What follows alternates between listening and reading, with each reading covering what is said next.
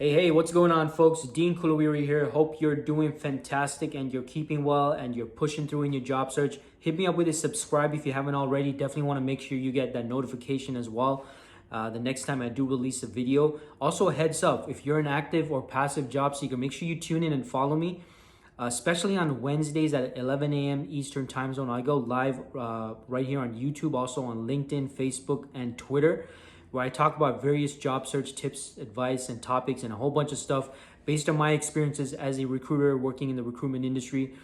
And if you're an IT professional, by the way, if you are an IT professional in the Greater Toronto area or anywhere in Canada for that matter, I definitely want to connect with you. I want to see if I can help you with any active positions I'm recruiting on with my clients. So hey, let's connect. I'll drop a link in the description on how you can connect with me on my other social channels, so you can actually send me a message or something of that sort. All right. So look, getting into today's topic, I want you to start looking at your resume not as that thing that's gonna guarantee you the job, like definitely gonna get you the job. That's not the function of your resume, folks. The function of your resume is to act as a tool to get you that initial phone call of interest. That is the purpose of your resume. If you really think about it, even the best, top-notch resume in the world, like all it's gonna get you is an initial phone call of interest, right? Maybe an email, but even that email will lead to an actual phone call ultimately. And that is the purpose of your resume. So look, if your resume is getting you that, if it's helping you achieve that, then that means it's something is right about the resume. It is serving its function and its purpose. Now, the secondary function of your resume is to act as an assistive tool when you're selling yourself or marketing yourself to others, right? Even to recruiters such as myself, or maybe even to hiring managers, potential people that you'd be reporting to or working with, peers, or whatever stakeholders are involved in the recruitment and hiring process. If your resume is getting you in front of them, the second part, the second secondary function is for you to be using it as an assistive tool in selling and highlighting your merits and your expertise, what you bring to the table, and all that good stuff. Think of it like a brochure or a pamphlet, right? So similar to what a salesperson or a marketing person would use if they were selling you on a service, product, or solution. Now, in this case, you are the product or the service or the solution, right? Think of yourself in those terms. So your resume is there to help you assist in showcasing and highlighting those main and major things that you bring to the table.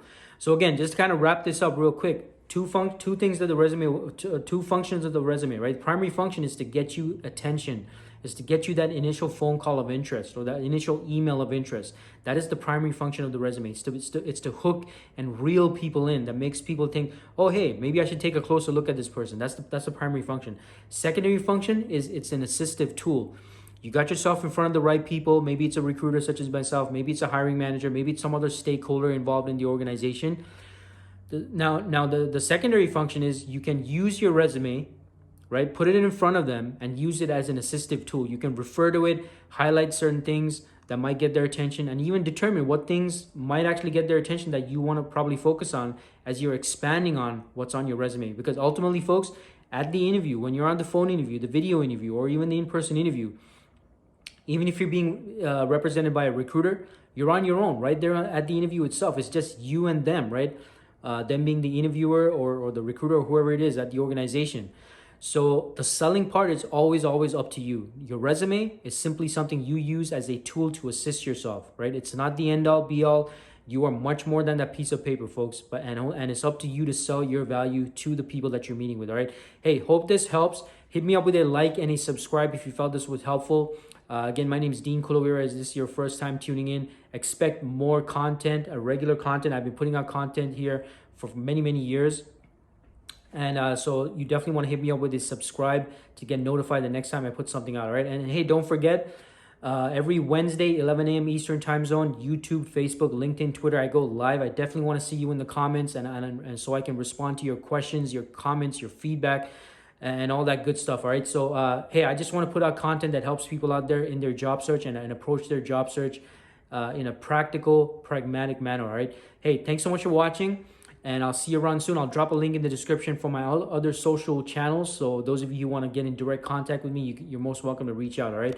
Hey, keep pushing through, all right? Don't give up. I'm pulling for you. I'm rooting for you. Don't give up. Stay proactive. Keep taking action, folks, all right?